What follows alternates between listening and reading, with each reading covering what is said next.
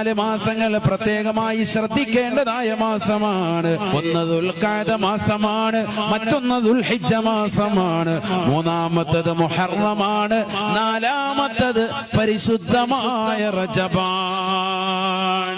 ഫലാ തളിമൂ ഫീഹിന്ന ഒരു നിലയ്ക്കുമുള്ളതായ തെറ്റുകുറ്റങ്ങളിലേക്ക് മുസ്ലിമേ, സഹോദരാ, സഹോദരി, നീ പോകാൻ പാടില്ലാത്തതായ മാസമാണ്. ഒരു നിലയ്ക്കുമുള്ള അക്രമത്തിലേക്ക് നീ പോകരുത്.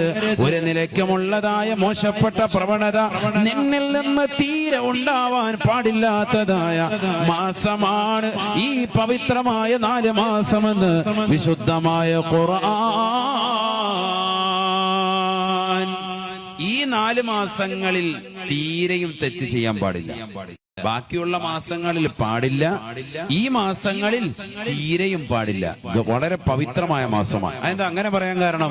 അത് ഈ മാസങ്ങളിൽ ഒരു വ്യക്തി നന്മ ചെയ്താൽ ഇരട്ടി പ്രതിഫലം ലഭിക്കും. അതേപോലെ തന്നെയാണ് ഈ മാസത്തിൽ തെറ്റ് ചെയ്താൽ ഇരട്ടി ശിക്ഷ ലഭിക്കും. അല്ലാഹു നമ്മളെ